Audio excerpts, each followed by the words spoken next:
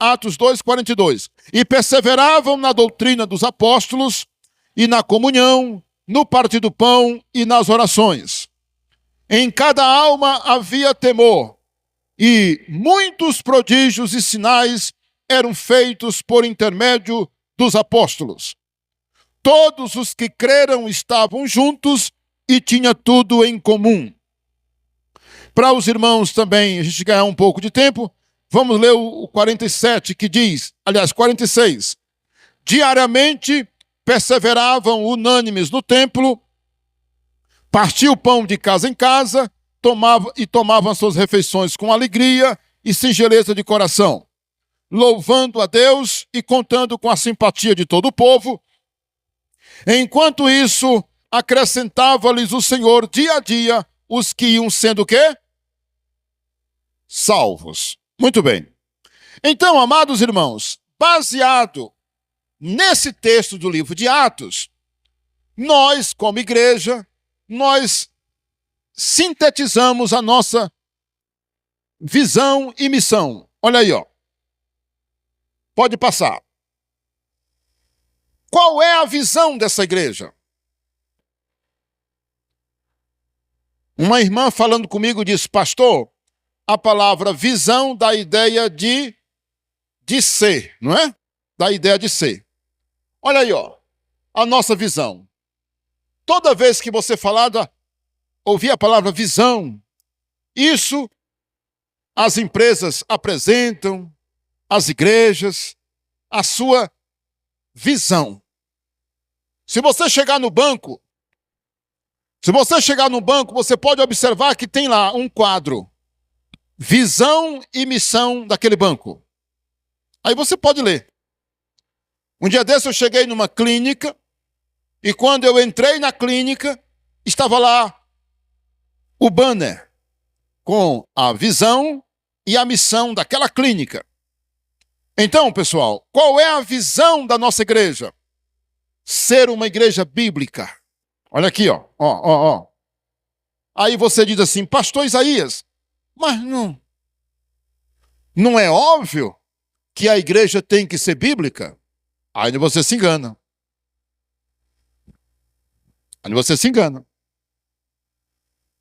Você sabe que tem as seitas, não tem? E o que as seitas fazem? Elas têm um livro a mais do que a Bíblia. Então não é uma igreja bíblica. Porque eles seguem um livro do seu fundador. Você sabia que tem seitas que a Bíblia é apenas mais um livro lá? Sabia? Você sabe. Eu não estou falando nomes aqui para não ser deselegante, né? Mas você sabe que tem seitas que usam livros além da Bíblia. Que segue a tradição. Você sabe que tem religião que segue a tradição dos seus líderes e não da Bíblia. Que o que importa lá não é o que a Bíblia diz, mas é o que a tradição ensina. Você sabe disso. Não, aqui o que a Bíblia fala não é importante. Importante é o que o nosso líder fala. Então não é uma igreja bíblica. Então nós precisamos ser uma igreja bíblica, aprovada por Cristo. Aí você diz assim, mas pastor Isaías, também não é óbvio que a igreja, sendo bíblica, ela será aprovada por Cristo? Nós temos o caso da igreja de Éfeso, que era uma igreja totalmente fervorosa, quer dizer, que obedecia à Bíblia, mas ela tinha perdido o seu primeiro amor.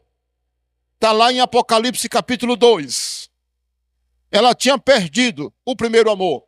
Se você vê lá, irmãos, se você vê a igreja de Éfeso, ela era uma igreja extremamente bíblica. Ela era uma igreja bíblica. Você quer ver? Ó, abra comigo aí em Apocalipse 2. Olha aí, ó.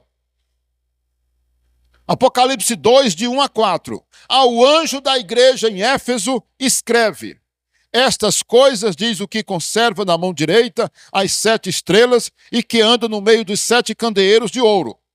Conheço as tuas obras, olha aí, ó. Conheço as tuas obras, tanto o teu labor como a tua perseverança, e que não podes suportar homens maus, e que puseste à prova os que a si mesmos se declaram apóstolos e não são, e os achartes mentirosos. E tens perseverança, e suportastes provas por causa do meu nome, e não te deixaste esmurecer.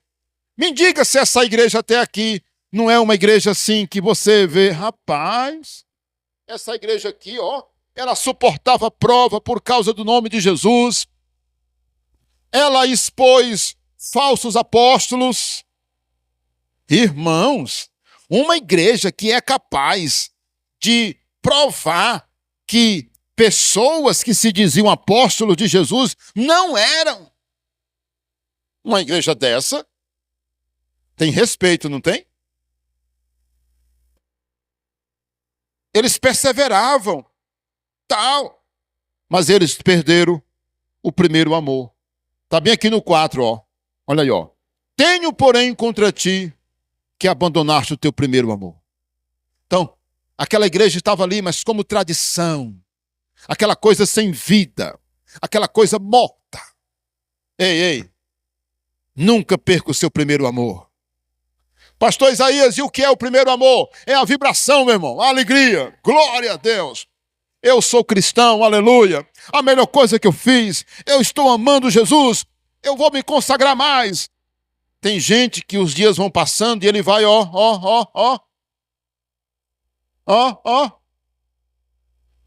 ficando frio. Olha, meu irmão, ei.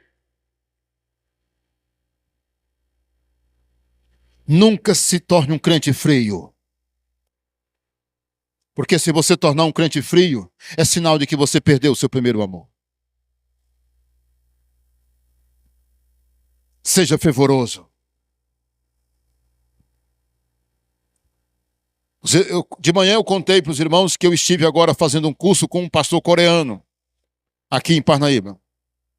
Foi de quarta até sábado. Quarta, quinta e sexta foi à noite. Sábado foi de 8 da manhã, 8:30 da manhã até as 2, direto. E esse pastor coreano, ele disse uma coisa. Você sabe por que muito crente é fraco? Você sabe por que muito crente é fraquinho na fé? Porque ele fica satisfeito com um único dia de culto na igreja. Eu já fui domingo. Aí ele só vai no outro domingo. Ele disse uma coisa, olha, nunca pense que um único dia de culto, até 2, é o suficiente. Você pode até ir na igreja 2 vezes, que é muito pouco. Mas que você deve ouvir hinos o dia todo, se possível. Ler a Bíblia várias vezes. Você tem que ler a Bíblia. Você tem que estar em casa. Coloque a Bíblia em áudio para você ouvir. Coloque no celular, para você ficar ouvindo Bíblia em casa. Irmãos, tem muita igreja que está fria. Não é aprovada por Cristo. E outros, você lembra que aquelas outras igrejas, a igreja de Pérgamo, Tiatira, Sardes, Laodiceia, Jesus está dizendo, eis que logo eu voltarei. Prepara-te. Irmãos, aquelas igrejas não estavam preparadas, irmãos, para a volta de Jesus. Vamos estar preparados, irmãos, para a volta de Cristo. Eu vou lhe fazer uma pergunta. Se Cristo voltasse hoje, você tem certeza que você subiria para o céu? Sabe por quê? Tem gente que ele vai deixando assim, para depois. Tem que ser hoje, irmãos. Quando Cristo voltar, muita gente vai ficar, irmãos, porque não estão preparados. Agora vamos ver a nossa missão. A nossa missão dá a ideia de fazer. Visão é ser. Missão é fazer. Qual é a nossa missão? Ganhar muitas almas para Jesus e cuidar bem espiritualmente delas. Irmãos, qual é o trabalho de uma igreja, de um pastor? É ensinar, irmãos. Nós temos que ganhar as almas e cuidar bem delas. Porque isso é importante demais. Agora, vamos apresentar os nossos valores. Isso aqui está na primeira pregação de domingo passado. Foi só para a gente recapitular. Aí, como eu disse que os irmãos vão atrás, vão procurar e vão, quarta-feira, eu já vou colocar aqui na igreja o esboço, né? E vou colocar à disposição no grupo da igreja, no WhatsApp, etc. Olha aí os nossos valores do nível 2. Nível 2. Para nós é importante ter o cristão ter um bom testemunho na sociedade e dentro de casa. Por que para nós isso aí é um valor, meus irmãos? Sabe por quê? Porque um cristão que é cristão, se ele não é um bom exemplo, ele causa um estrago muito grande, irmãos, na igreja, na cidade, para a igreja. Porque as pessoas vão falar mal da igreja. As pessoas vão denegrir o evangelho. Ele vai dar motivo de blasfêmia. As pessoas vão dizer coisas de censura. As pessoas vão molestar o evangelho por causa de um mau testemunho. Diz que é cristão, mentiroso, não paga, compra e não paga, pede emprestado, não devolve. Olha aí, bate na esposa, xinga. Olha, e acabar diz que é cristão. Irmãos, para mim, eu sou crente, eu sou pastor, mas tem um tipo de gente que eu admiro. Aí você diz, claro, você é pastor? Não. Irmãos, eu conheço irmãos e sei, as melhores pessoas do mundo, irmãos, são os servos de Jesus Cristo. Eu quero que você faça uma análise. Irmãos, olha, um servo de Deus, lavado e remido no sangue de Jesus. Em vez de roubar, ele ajuda. Em vez de bater, ele aparta. Ele é pacífico. O cristão, ele é um bom vizinho, ele é um bom empregado, ele é um bom patrão, ele é um bom professor, ele é um bom aluno, ele é um bom pai, ela é uma boa mãe, ela é uma boa filha. Irmãos, ei, crente tem que dar bom testemunho, irmãos. Na sociedade, dentro de casa. Portanto, eu quero dizer para os irmãos, cuidado. Muito cuidado com o testemunho que você está dando. Irmãos, olha, eu sei que isso que eu estou falando aqui, você pode dizer assim, pastor Isaías, era muito bonito se fosse do jeito que o senhor está falando aí. Abra comigo em Lucas 17, versículo de 1 a 3. O que diz em Lucas 17, de 1 a 3? Disse Jesus a seus discípulos, é inevitável que venham os escândalos, mas ai daquele pelo qual vem, ou ai do homem pelo qual eles vêm. Melhor fora que se lhe pendurasse ao pescoço uma pedra de moinho, que pesava certamente mais de 400 quilos, e fosse atirado no mar, do que fazer tropeçar um desses pequeninos. Vamos ler até o 2. Irmãos, o que Jesus está falando aqui é dos escândalos. Olha, se tem uma coisa que nós como cristãos precisamos ter muito cuidado, é para não escandalizar, meus irmãos, quem não é cristão, ou até mesmo os crentes novos na fé. Paulo vai desenvolver isso lá em em 1 Coríntios, quando ele fala sobre a comida e etc. Olha, irmãos, quando uma moça, quando uma moça se diz crente, ela usa uma roupa muito sensual e ela anda na rua. E as pessoas veem que ela é uma crente, o que vão dizer? Olha aí, ó. Andando desse jeito, diz que é crente. Estou falando só de uma moça, não. Estou falando de mulheres, né? Você consegue entender? É aquela pessoa que ela não tem um comportamento adequado. É aquela pessoa que briga com o vizinho todo tempo, caçando briga. Todo dia na casa dela tem uma briga. Não sabe sofrer nada. Faz uma confusão por causa de R$2, R$5, briga. Na escola é pega pescando na prova. Pediu lá a panela emprestada do vizinho, nunca foi devolver.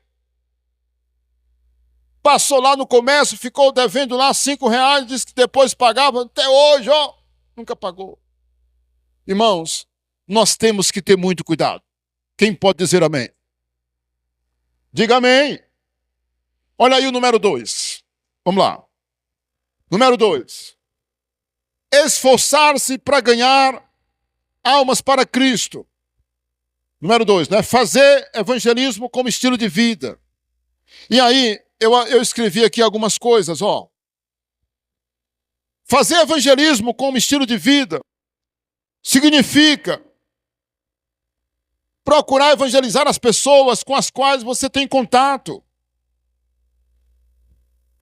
Porque nós cremos que todo cristão tem naturalmente o desejo de ganhar almas para Cristo. Eu vou lhe fazer uma pergunta. Você tem esse desejo no seu coração de ganhar uma alma para Jesus? Você tem? Fale. Responda. Você tem esse desejo de ganhar uma alma? Mais uma pessoa para Jesus? Eu vou lhe mostrar o desejo de Deus. Eu vou lhe mostrar. Abra bem aí em 1 Timóteo 2,4. Olha aí o desejo de Deus. Esse aqui é o desejo de Deus. Mas a Bíblia deixa claro que ele vai nos usar. 1 Timóteo 2,4, o que diz? O qual deseja o quê? O qual deseja o quê? Que todos os homens sejam o quê? Salvos e cheguem ao pleno conhecimento da verdade. Irmãos, nós precisamos viver isso aqui, irmãos. Tem algo errado. Tem algo errado com a igreja. Tem algo errado com os irmãos. Sabe por quê? Porque eles parecem que não querem ganhar ninguém. São tímidos, não falam. Irmãos, por isso que eu quero que você escute essa mensagem, irmãos. Não é vaidade do pastor, não. Não é vaidade, não. Escute de novo. E olha, tenha como alvo trazer uma pessoa no próximo domingo. Levar uma pessoa para a sua célula. Entende isso? Orar por alguém. E um detalhe aqui, eu vou dizer logo aqui. O que significa evangelismo como estilo de vida? É que quando você passar no supermercado, aquele rapaz ou aquela moça do caixa, ali é uma pessoa que você pode falar de Jesus para ela, para ele. O frentista lá do posto de gasolina. Você não está abastecendo? Você não entrega a chave? Você não dá o dinheiro? A pessoa não traz para você a nota do abastecimento? O que você diz? Luiz, ou Pedro, eu sou crente, sou um servo de Deus, eu congrego naquela igreja bem aqui, ó. Luiz, vá visitar a gente domingo que vem. Jesus te ama, Luiz. Luiz, se você morresse hoje, para onde iria a sua alma? Rapaz, eu preciso procurar Jesus. Ah, meus irmãos. Você não vai levar o carro na oficina amanhã, não vai? Ou essa semana, a moto? Não vai? O que é que você diria na oficina? E Antônio, olha, é bom ver você consertando o meu carro, a minha moto. Mas eu queria aproveitar, Antônio, que eu estou aqui na sua oficina. Queria convidar você para ir na igreja comigo. O pastor Gary foi um pastor americano que eu tive no seminário. E ele tinha uma compra de medicamentos para que ele precisava. E ele contou para nós lá em Teresina. Ele disse que ele ia numa única farmácia comprar o remédio que ele precisava. E ele ia naquela única farmácia porque ele estava evangelizando o dono daquela farmácia. Ele comprava lá não era porque era mais barato, não, é porque ele estava evangelizando. Ele ia e comprava o remédio e entregava um folheto. Convidava para ir ao culto. Ele ia, falava de Jesus, comprava o remédio, entregava um folheto. Um dia aquele homem aceitou Jesus, irmãos. Ele abraçou o homem e disse, olha, você sabe por que nesses anos todos eu estive comprando remédio na sua farmácia? Aí o homem olhou e disse, agora eu entendi. O próprio dono da farmácia liberou ele para ele comprar agora em outra farmácia. Eu me arrepio todinho, irmãos. Você consegue entender o que eu estou falando? Você consegue entender?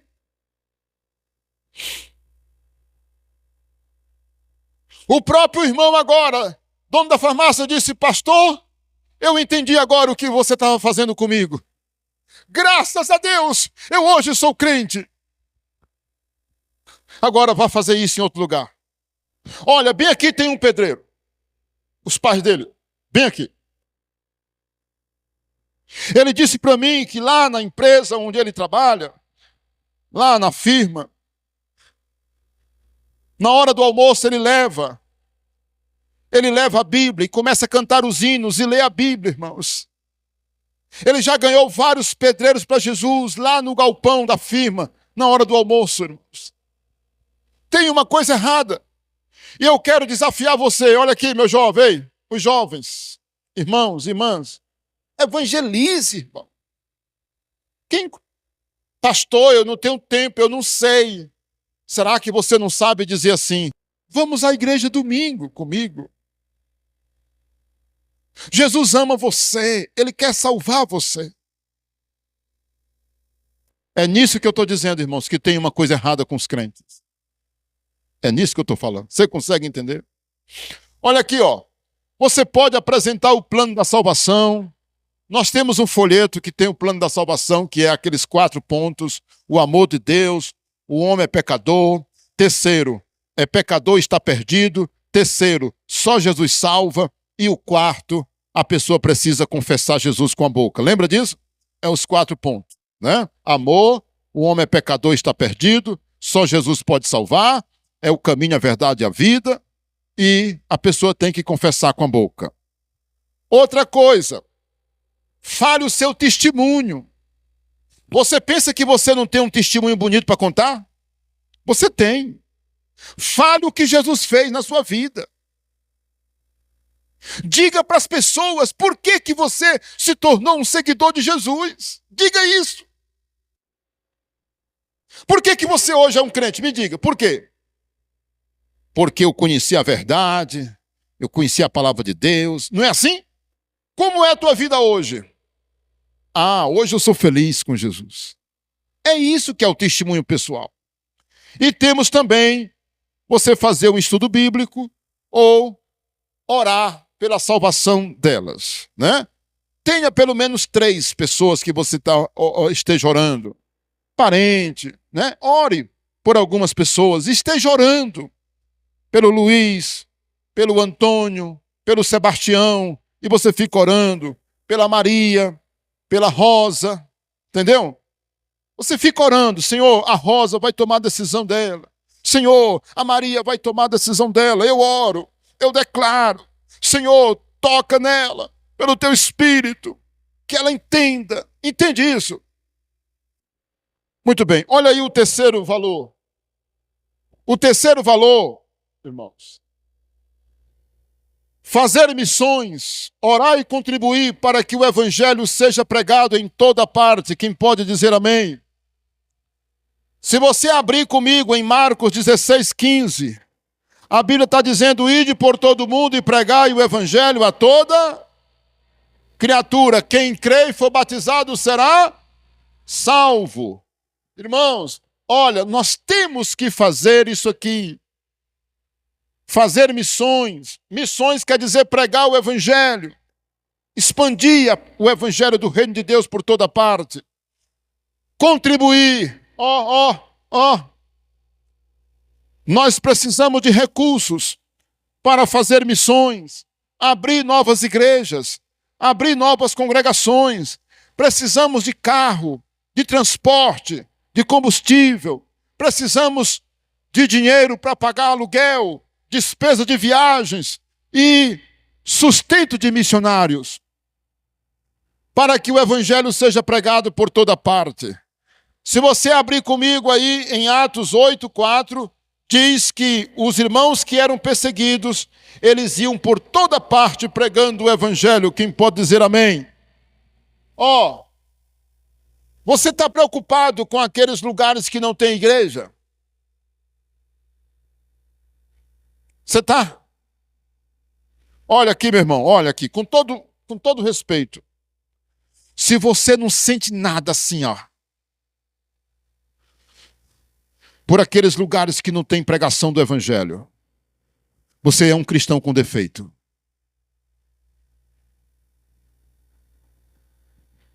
Tem uma coisa defeituosa em você. Eu vou te dizer uma coisa. Quando você não é capaz de sentir no peito compaixão pelos perdidos, talvez isso é uma prova de que você nem crente seja.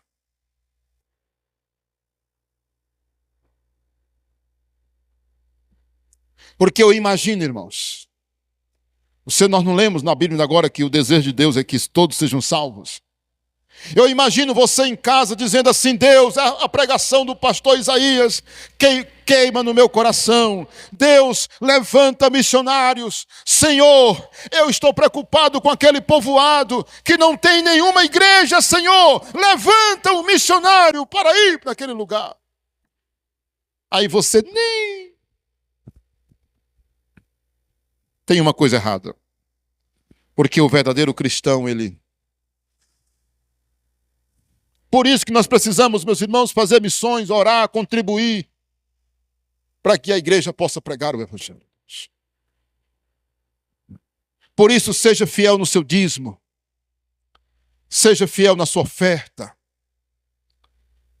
Irmãos, quando uma pessoa não entrega o dízimo, quando uma pessoa não entrega a oferta, ele está entristecendo tanto o coração de Deus, irmãos, que ele não tem ideia. Porque ele está dizendo: depender de mim que se acabe, que feche a igreja, pode cortar a luz da igreja, pode cortar a água, as cadeiras pode quebrar e pode fechar a igreja. Você entende isso? Por isso que nós devemos, meus irmãos, contribuir. Dizer: vamos fazer mais para Deus, vamos fazer o melhor que a gente pode enquanto estamos vivos, porque logo, logo nós vamos partir dessa vida, né, irmãos? Olha aí o 4. Olha aí o 4, Eita, mas as palavras estão grandes aí, não é? Procurar exercer meus dons na igreja local. Pastor, o que é que quer dizer os dons na igreja local? Significa que você foi chamado para alguma coisa. Você pode fazer alguma coisa na igreja. Entende? Porque Deus lhe deu um dom. O Espírito Santo lhe deu pelo menos um dom para você exercer na casa de Deus. Número 5. Bora lá. Olha aí, Fazer tudo o que puder para a igreja crescer, ser unida, alegre, aprovada e preparada para a vinda de Cristo. Aqui eu juntei várias coisas. Eu fiquei pensando de sintetizar isso aqui, colocando apenas ser unida. Fazer de tudo para a igreja ser unida. Sabe por quê, irmãos? Unidade na igreja é sinônimo de maturidade. Entende isso? Quando nós somos unidos, uma igreja unida, é sinal de que nós estamos preparados. Nós somos maduros. E assim seremos uma igreja aprovada para a vinda de Cristo.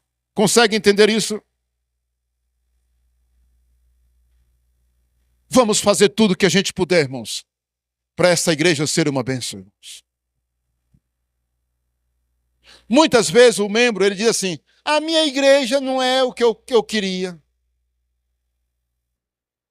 A minha igreja não é do jeito que eu pensava, que eu queria. Mas a pergunta é, o que tu está fazendo? Sabe, irmãos, muitas vezes a gente só gosta de acusar. É porque não sei o quê, o pastor faz isso, assim e tal. É porque os irmãos... E você está fazendo o quê? Comece. A minha igreja não é aquela igreja cheia do poder de Deus. Eu lhe pergunto, você é cheio do poder de Deus? Porque no momento em que você for cheio do poder de Deus, essa igreja será cheia do poder de Deus.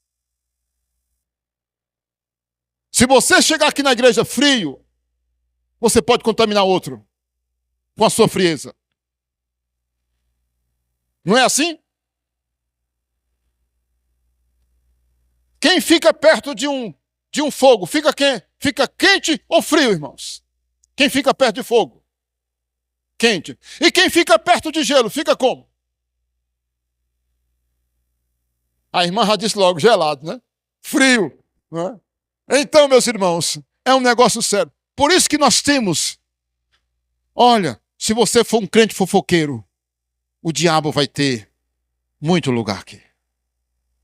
Se você for um crente fofoqueiro, se você falar mal dos outros, se você for um crente que gosta de murmurar, de reclamar, é porque eu não concordo, não sei o quê. Olha, o diabo gosta disso. O diabo gosta muito disso. A igreja não vai estar preparada, não vai estar unida e etc. Olha aí, 6. Eita, que eu dei um pulo, não foi? Dei um pulo agora. Honrar e respeitar, obedecer e ajudar os pastores. Irmãos, aqui tem algumas referências, mas como eu vou mandar para vocês o esboço, eu quero pedir encarecidamente que você leia em casa, tá bom? Mas olha, eu quero dizer para vocês que a Bíblia ensina nós obedecermos os nossos pastores, honrá-los, respeitá-los e ajudar. Sabe por quê? Porque nós não fazemos nada sozinhos. Irmãos, tem irmãos que pensam assim, tem um irmão doente no hospital, é o pastor que tem que visitar. A igreja está construindo, o pastor que tem que administrar. Tudo é o pastor. O pastor faz casamento, o pastor faz batismo, o pastor prega, o pastor dirige o culto, e tem alguns pastores que até tocam. Aí ele toca, canta, prega. Já pensou, meus irmãos? Você acha isso certo? Você acha certo um pastor fazer tudo sozinho? Você acha certo? Pastor precisa de auxiliares, irmãos. Pastor precisa de auxiliares. E olha, eu digo isso com toda franqueza porque eu nunca pensei de ser pastor. Foi a igreja que viu a minha dedicação e disse, esse menino precisa ir ao seminário. Essa foi a decisão da igreja. Se eu não fosse pastor, se eu não fosse pastor, eu estaria sentando aqui com o pastor. Ajudar ele na pregação, ajudar ele nos estudos. Eu já fazia isso quando eu não era pastor. E eu quero desafiar você. Ajude o seu pastor. Ajude. E você sabe que aqui na igreja não tem esse negócio de ser só homem, né?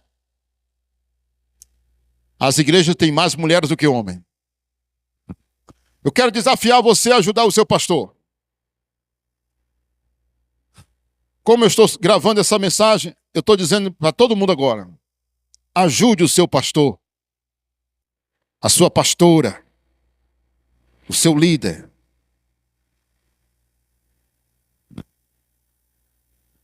Porque, irmão, se depender de muitos, irmãos, o pastor faz a coisa sozinho, irmão. Até no dia que tem um culto ao ar livre, é o pastor que leva o som, que leva as cadeiras, que leva a mesa, que leva tudo, irmãos. Nós tivemos agora um passeio, não foi? Uma vigília. Você imagina o trabalho que deu para preparar essa vigília e o dia de lazer no dia seguinte? Você tem ideia quantas viagens eu fiz até o acampamento? Levando coisa, comprando e ajeitando, limpando. Você tem ideia? Aí a gente fica dizendo assim, no próximo nós temos que trazer uma equipe. No próximo nós temos que trazer uma equipe. Porque, irmãos, dá muito trabalho. Nada é fácil e barato. Nada é fácil e barato, não é? Então, por isso que a gente precisa. Nunca esqueça disso. Quando você ouvir falar, vamos fazer isso, pastor, o que é que eu posso fazer? Pastor Isaías, o que é que eu posso fazer para ajudar? Muitas vezes, quando a gente pede uma coisa a um irmão, ele diz, não, pastor, não tenho tempo não, não posso não dá para mim não. E se a gente fosse depender disso, irmãos, a gente não fazia nada. Entendeu? Não fazia nada. 7, são 8, estou terminando. Ajudar na célula e até mesmo liderar uma. Aí eu coloquei aqui o complemento. Se for chamado por Deus. Claro, você nunca vai ser um líder de célula. Você pode ajudar, é aquele mesmo princípio de ajudar o pastor, né? O líder. Mas eu quero dizer para você que você nunca vai ser um líder se você não sentir o chamado de Deus. Mas as células, elas são importantes. E se você não ouviu a primeira parte da mensagem, domingo passado, eu lhe desafio a você, quero lhe pedir que você assista e veja, inclusive no papel, né? Você veja a importância da célula para o crescimento e pastoreamento da igreja. Tá bom? Deus abençoe.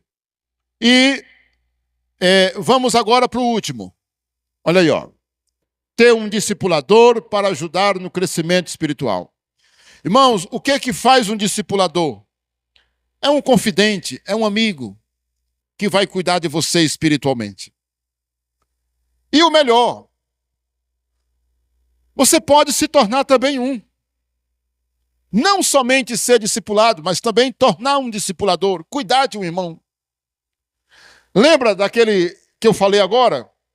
Por exemplo, amanhã se converteu o Luiz. O Luiz mora bem ali, Ele é um jovem. Eu lhe pergunto, quem é que vai cuidar do Luiz, que é um jovem? Quem é? Deve ser o pastor? Não seria melhor que fosse um outro jovem? Correto? Amanhã se converteu, ali, amanhã vai se converter um senhor de 55 anos. Ele já é um homem maduro, não é? Quem é que vai cuidar dele?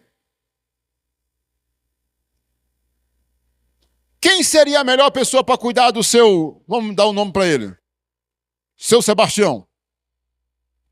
Seu Sebastião tem 55 anos, é um homem maduro, tal, casado. Eu lhe pergunto, quem é que deve cuidar dele? É um jovem de 15 anos? É uma irmã? Não, não é? Por que que não pode ser uma irmã? Por que que não pode ser um jovem? O jovem é muito novinho. Ele vai, né? Uma irmã é mulher. Fica meio que desigual. A irmã está lá cuidando do seu Sebastião.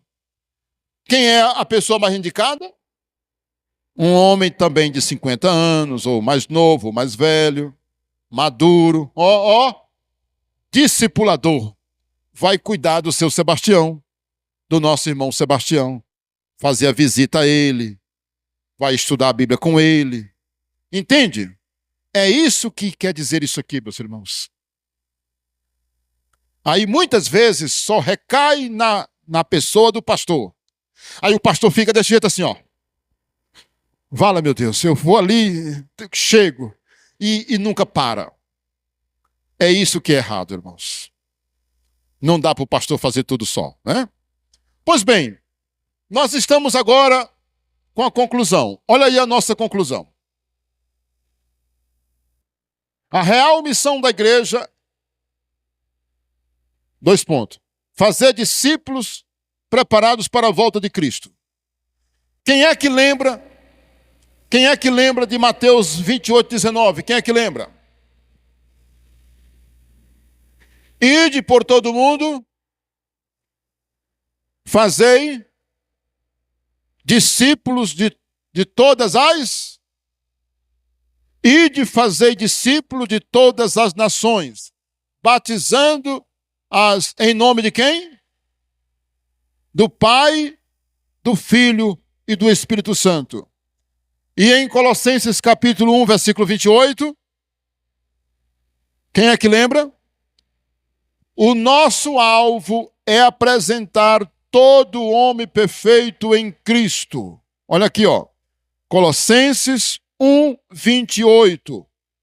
O qual nós anunciamos advertindo a todo homem e ensinando a todo homem em toda a sabedoria, a fim de que apresentemos todo homem perfeito em Cristo. Diga perfeito em Cristo. O nosso alvo, irmãos, é apresentar as pessoas, nota 10. Sabe, uma vez eu pedi um homem para fazer uma reforma num sofá que eu tenho de madeira. Ele disse, seu Isaías, é tanto o serviço, porque eu vou caprichar, eu vou lixar, eu vou passar o verniz. Ele disse, pastor Isaías, não ache caro o meu serviço, porque eu vou apresentar ele para você lindo, bonito. E ele pediu, 2 semanas. E ele começou. E ele começou a trabalhar. Quando eu cheguei lá, coisa mais linda do mundo, irmãos. Sabe, é isso que nós devemos fazer com as pessoas. Trabalhar. Trabalhar. Para que elas sejam, apresentadas a Deus. Que Deus nos abençoe. Só agora, que estou falando. Compartilhe essa mensagem, mande para alguém. Se você não é inscrito no canal, veja aí do ladinho do canal aí. Tem inscreva-se, se inscreva. Deus abençoe. Uma semana linda para cada um de nós. Amém?